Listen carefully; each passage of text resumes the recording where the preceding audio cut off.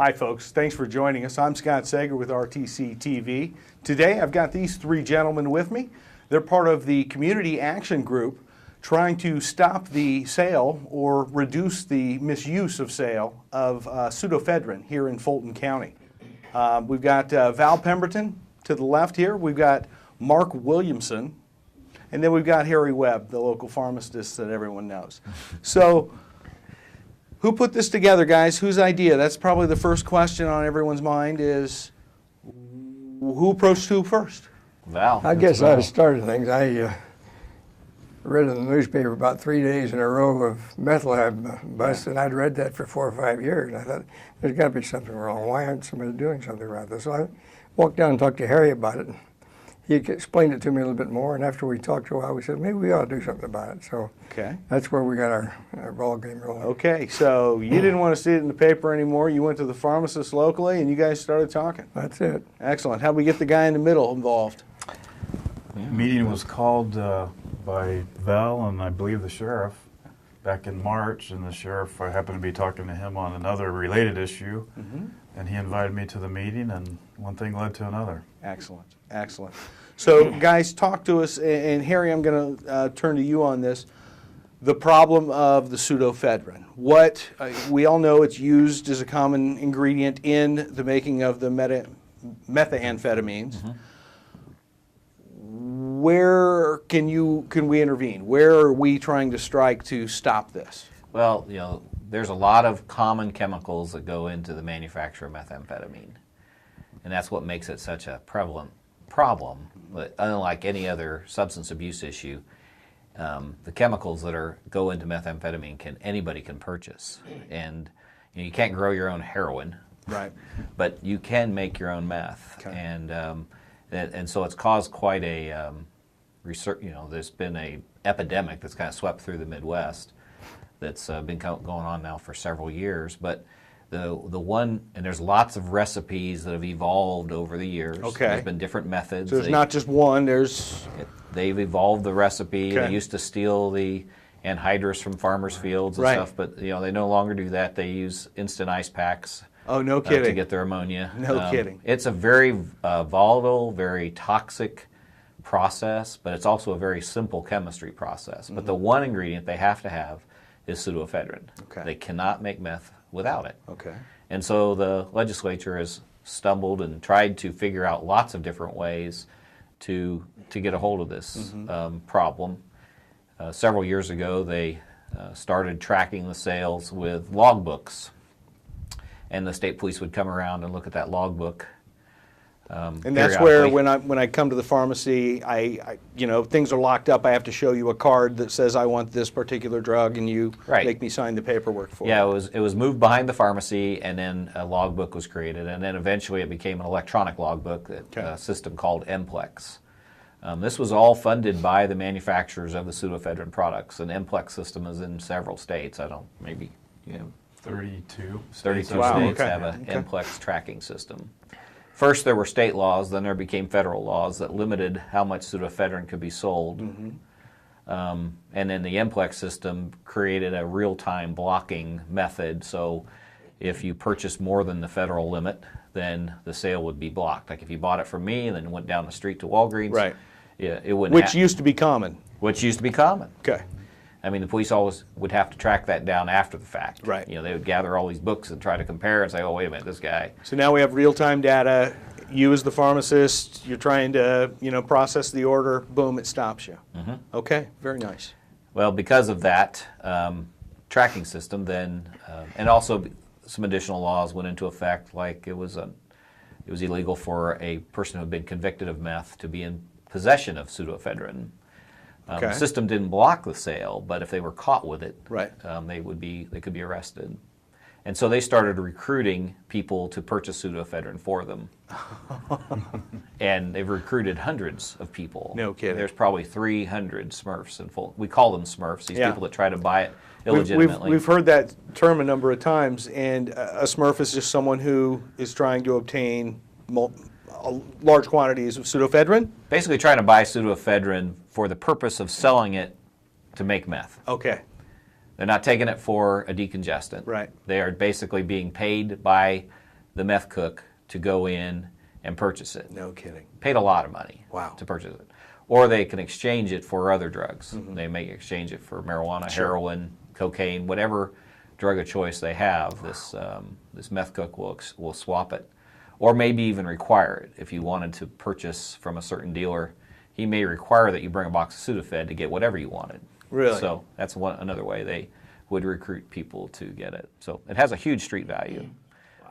Relatively inexpensive retail-wise, but on the street it's very valuable. That's amazing.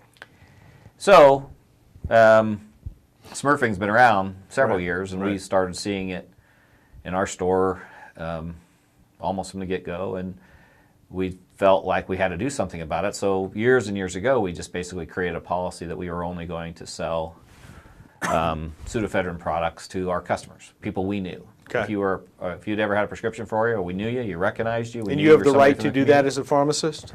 We just made it a store policy. Excellent. You know, and Excellent. we posted signs that said pseudoephedrine will be sold to our prescription customers only. And so when people came in that were looking for it, potential Smurfs, and they weren't local or weren't with a friend of somebody local, family member, whatever, didn't have a good story to tell, Right. we basically just turned them away. Never had a confrontation with it. Gotcha. Gotcha. So you tried to curb it in your own store. There are a lot. You're an independent here locally. What about the big boxes? What are they doing to try and make change here? Well, and that's kind of what we discovered. Well, the NPLEX law that log that Harry referred to was fully implemented in 2012, and then, as you probably know, since 2013, 14, and 15, Indiana has led the nation as far as lab seizures Yeah. with NPLEX fully implemented. So it was a good tool that was put in place to do some control Right. of pseudoephedrine sales, but it obviously hasn't stopped meth production. Right. They're still getting the pseudoephedrine from somewhere.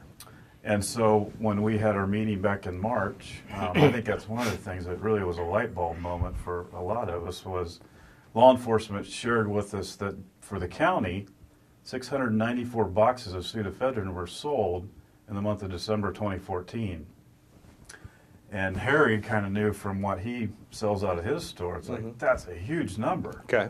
I said, it can't be right. That's not. I first said, well, that's not bad for a year. Right. And he goes, no, that was last month. That was last month. Yeah. And, I So really, the guy with perspective raised the flag and said, "Whoa." and we went back and looked, and we'd sold 15. Okay. And I called over and pulled up the Akron numbers, and they'd sold 17. So of the 694 boxes sold, our two stores that represent a third of the pharmacy Right. in the county had sold just a little over 30 boxes of the 694. Okay. So, and I'm not pointing fingers, but the observation here is that they're buying from the big box stores. Well, and that's when we thought, it's like, that's something within our control. And I think Val was the first one that kind of brought it up, and probably Harry. It's like, wait a minute, this is something that as a grassroots level, we could go and ask these stores to start cutting back on that ingredient that's required for meth.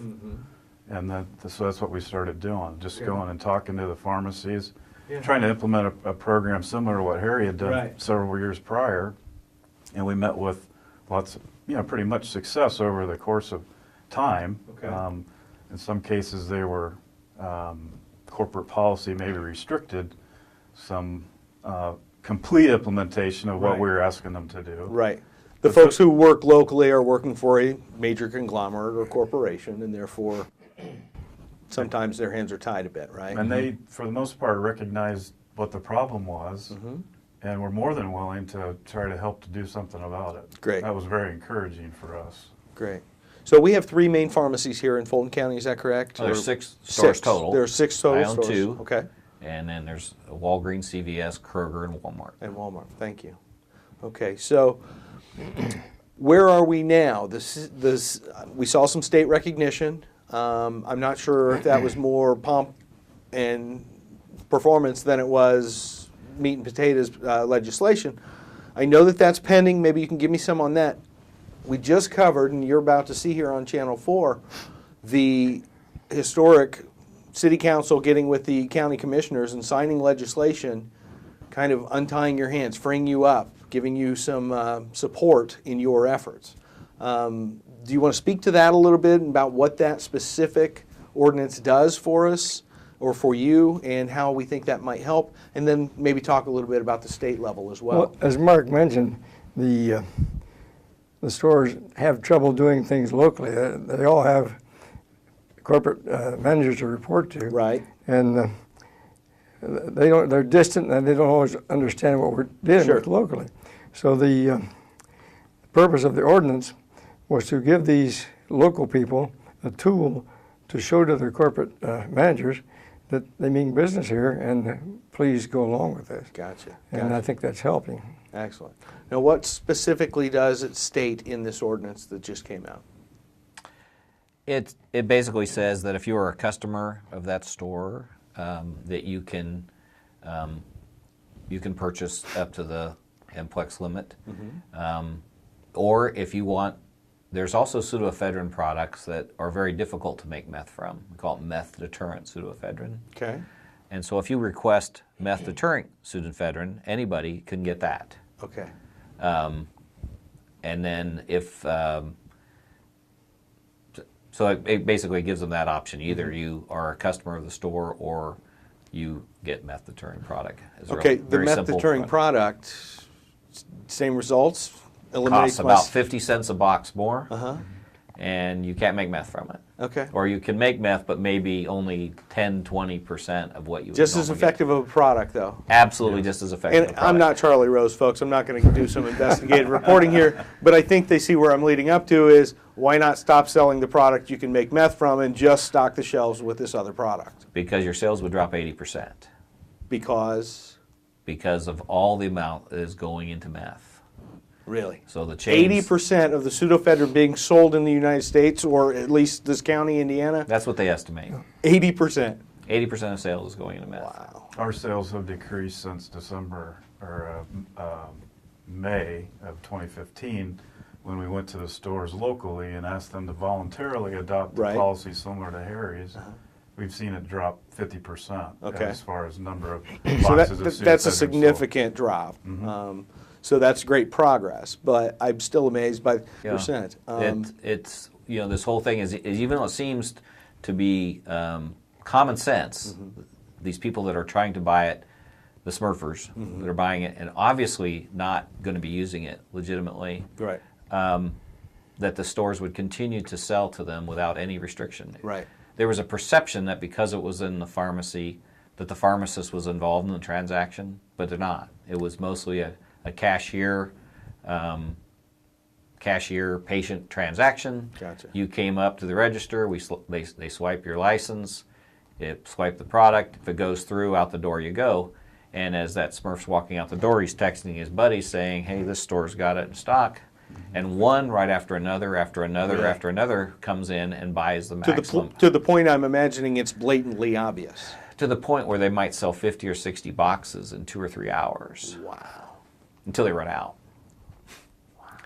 Well, and so- that is a problem. So the stores addressed it, and now the pharmacist is involved and basically just talking to the patient, making sure that they are using it for what they should be using it for. Do you have cold symptoms Yeah. and so forth? And Is there a push to make it a prescription drug?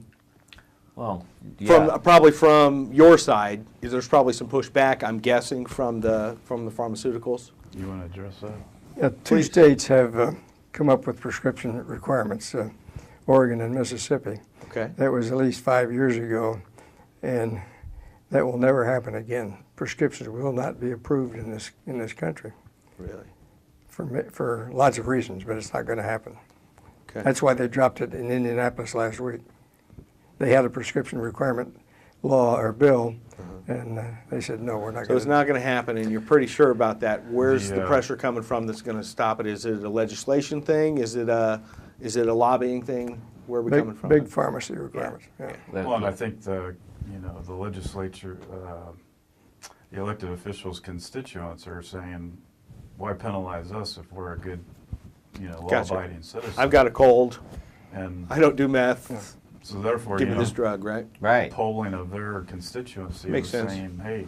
You're don't trampling on my rights. make-" Mhm. And the bill that was passed in the Senate was House Bill 1390, authored by Ben Smoltz out of Auburn, I believe.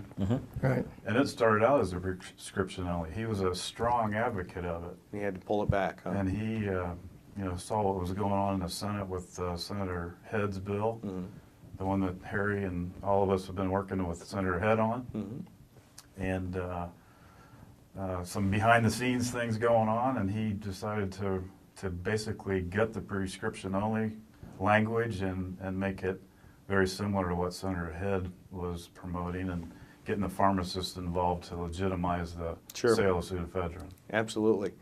Now, guys, it was earlier in 2015, we filmed your presentation here in Fulton County. I know that you've shared that with some other counties. What type of coalition do you have now? Are you still kind of all operating independently? Are you guys meeting in a more regional group? What's happening? It has been a little bit frustrating that the counties haven't really adopted what we've been able to do here. Okay. I mean, since June or July, we've reduced pseudoephedrine sales 50%, and we've been able to demonstrate that to them. We have created a website. Mark has put together a website on connectingfultoncounty.com. Excellent. .org. There's a website with all our material. We have shared that with virtually every county around us, plus any county that has large numbers of meth labs. We've taken a whole database of every county with meth labs, researched to the commissioners and police chiefs and mayors, and we've sent emails. We've sent hundreds and hundreds of emails with links to the website and the materials that they could adopt something like what we're doing here. And I think there has been some acceptance of that. Good. But most of them looked at this as something that the legislature had to solve. Well, sometimes it's time for the government to act, and sometimes it's time for the people to act. So, But in now this we have a case, city we and got county you. ordinance that have been passed. Yeah. We're sharing that as well. Yeah, And good. we're actually doing that as we speak this week. We're contacting the mayors and all the, because obviously if we're restricting sales here, it's not very hard to drive to another county Sure. to buy your pseudoephedrine. Absolutely. Especially, so it's important that Miami County, Pulaski County, Right.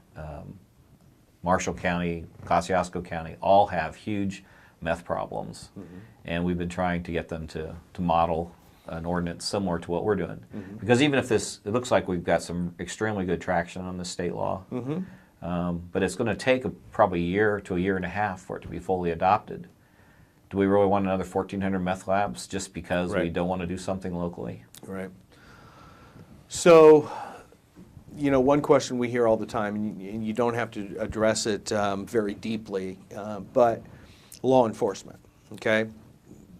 The boys in blue, they're in brown, they're doing great things. I know are. this, the citizens know this, but we keep hearing these numbers, that it's out of control, there's too much to even try to curb it all.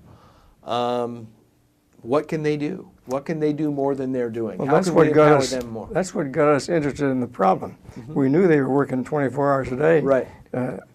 arresting people on this, and yet it wasn't stopping meth labs. Yeah. So they are doing a good job. Yeah. Yeah. But we have to stop it at the source rather than at the end of it. Right, absolutely, absolutely. So, Val came up with the term of meth merry-go-round, meth lab merry-go-round, and it really is. I mean, if you were a meth cook and I was buying pseudoephedrine for you, you're probably going to share your recipe with me. If you're arrested tomorrow, I'm cooking the next day. It doesn't matter. Right. It's just there's too much. It's too easy to do, and it's impossible for law enforcement to. They're doing a great job. Obviously, this clean team has had some right. tremendous yeah, results. big successes. But we have to curtail, and law enforcement is in 100% agreement. Law enforcement has been wanting this to be prescription for years. Yeah, Because they can't stop it if we can't stop the supply of pseudoephedrine. yeah, absolutely. The one that gets me, and I see my wife works in the school system here in Fulton County, and she works in the elementary grades. And the worst is to hear the stories that she's bringing from, she'll open a door and she knows that that's a meth house. From the smell coming out of the car, that they live in a meth house. And that's just sad for the children. Oh, Sad for all involved, but, it's just heartbreaking for the kids. So, it's just a toxic environment. literally Yes. toxic They say environment. that the animal shelter has to put a dog down Yeah. that has lived in a Yeah. meth house. Yeah. Because it And, can't. It's just angry. Yeah, and she'll, the books that come back, you know, from some of those, she just immediately knows she has to get rid of because she doesn't want that going, circulating. So, you know, we see it at many, many levels, Val, from the youngest to the oldest, so to speak. And we're hearing a lot of good things about the community coalescing, folks coming together, the downtown revitalization. We've got a new chamber director. Fedco's got some steam behind it. We've got some new folks in leadership roles here in the community, elected and otherwise. So I think we're starting to gel, and this really ties in well with that. It shows people we're serious about making this the best community it can be. So from one individual who lives here, I want to say thank you. But I would like to follow that up by saying, what can I do with RTC, our cameras? Is there anything we can do there? What can the citizens who are watching this, our viewers, what can they do to help continue your momentum? Is it writing letters to the congressman, or are we past that now? Well, both our representative Harmon and our state senator Randy Head are huge. Obviously, Randy Yes. sponsored the bill that really Right. got this process going. But I think the consumer just needs to realize that there's been some blowback a little bit to the senators and representatives that were, why should I have to talk to a pharmacist to get pseudoephedrine? Gotcha. And it really is a very simple conversation. If you, as Representative Smalt said, I think 56, I'm not exactly sure of the statistics, something like 56% of the population of Indiana has had a prescription filled in the last 2 months. So and if you take that over, a year's supply, almost everybody is a customer of some pharmacy somewhere. Right. There's a few people who may be extremely healthy and never take prescription drugs, Right. but they probably don't have to take pseudoephedrine either. Right. But the law that they're proposing and is probably going to adopt is going to basically say if you are a customer of record, then you can purchase to the current MPLEX limit as long as the pharmacist acknowledges that it's probably being used legitimately. You have a relationship, you know that pharmacist, the pharmacist knows you, he's probably going to sell you whatever you ask for. If you don't have that relationship, you can still get meth-deterring product. So you can ask for Nexafed or Zephyr-XD Right. to treat your symptoms. They are going to solve your sinus problems just as effectively as Sudafed. Right. Or you can buy a small pack size. That's really the law. So you go in with a bad head cold, you're going to get your pseudoephedrine. Yeah. If you come up to the counter and say, "Hey man, you got some 2120s?" You're probably not going to get your pseudoephedrine. Gotcha. I'm just envisioning, as you're telling the story, Harry, I'm envisioning some of the folks you've seen across the counter and the stories they've told to try to get their pseudoephedrine. Well, it really is an easy. It's an easy thing to spot. I'm sure. I think I'm sure. it's. I think the pharmacy profession is going to struggle with it a little bit as well. Yeah. We don't want to be the police in this situation. I understand. But if we just simply look at following this rule of selling it to our regular customers who we know, we trust, we have a relationship with, and those who aren't, we sell them a meth-deterring product. Yeah. And you aren't going to really, if they really have a legitimate need, it's all about treating legitimate need. Remember, only 20% of the pseudoephedrine sales is going to legitimate need. Yeah. So, everybody said, well, the pharmacist doesn't have time for this. Yeah. Well, no, the pharmacist doesn't have time to do this 60 times in an hour or two. Right. But the legitimate need is probably two Right. transactions a day. That's exactly right. That's And once the exactly right. Smurfs find out what's going on, Right. they're not going to keep coming in. Right. You know? And we know that this is going, the evolution here is that as this comes together, they'll start to go to the other counties. The other counties will be inundated even more. They're going to have to react at some level to do something until we continue to push it out. Let Ohio have them. Exactly. Right. We're pushing them out to Ohio and Kentucky and, And anywhere they want to go. I jest. You get that I'm joking, but at the same time, the amount of dollars, and we all know that the state's not giving any more money, and that none of us want to pay more tax dollars, and that everyone's doing what they can with what they have. If we took meth arrests, meth cleanup, all of that off the table in Fulton County in 1 year, imagine what kind of city we'd live in. You can address the numbers. Both of the elected officials, when they were presenting for final passage the two bills, both referred to a report by IU School of Public Health. Okay. Then they quoted the figure 1.8 billion per year in the state spent related to meth. You know, That's a lot of potholes getting it fixed is. right there. I mean, what a waste of taxpayer It money. is. going Imagine on. what that is on a national basis. Yeah. We really absolutely. should be going the whole way. Yeah, I mean, you're hundreds of billions, if maybe not even into the trillions in some cases. That's just amazing numbers, guys. It's an epidemic, and that's kind of where I am with this, is that it truly is an epidemic, a drug epidemic of magnitude I've not seen in my lifetime.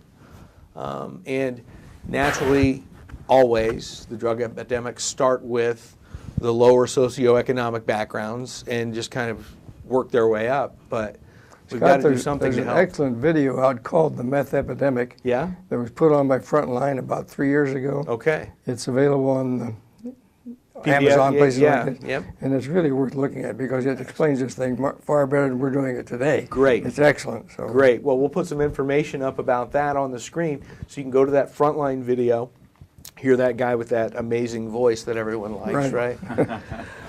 Tell me again your website, It's connectingfultoncounty.org. connectingfultoncounty.org. I want you folks to go there, check out what these gentlemen are trying to pull together, become a part of this movement here in Fulton County, Rochester, Akron, Fulton, Kewanna, Leitersford, Talma, Tiosa. Help us out. Let's make it better. Guys, I want to thank you for coming. Guys, Mark, you got some more? I'd like to thank you guys for the August 20 Sure. videotaping that Yeah. you did. That was exceptional work, and it helped us get that out. Thank At that you. point in time in the evolution of what we were doing, Yeah. Harry and I were kind of going crazy trying to get to places to do presentations, Right. and that made it a little bit easier. So Yeah, I hope we so. appreciate It's been that. viewed a bunch. Good, And, good, good. Well, you know, we're happy to it's- help, guys. We've had lots of comments about it, and it's helped other communities start to understand the process. Great. Yep. So, And we were blessed in our group to have a pharmacist who Yeah. gave up some of his time. Yeah. All of absolutely. That made a huge difference. Oh, yeah. and we were blessed to have Val. Yeah. And, he's a pretty good taskmaster. I think he's had some experience with that. I'm a little glad I'm bit. not paying these folks. Yeah, I know. I learned tenacity from this guy and persistence from him. I like it. It's been a real blessing. Well, you're so. covered. You guys make a good trio. Keep up the work. And again, folks, do what you can to help with this. If you have concerns about a family member or a loved one who may be involved with this or any drug, there are hotlines available. Contact a social service. Get that help that you need so that we can get this, quite frankly, this county, this country back on track. Thanks.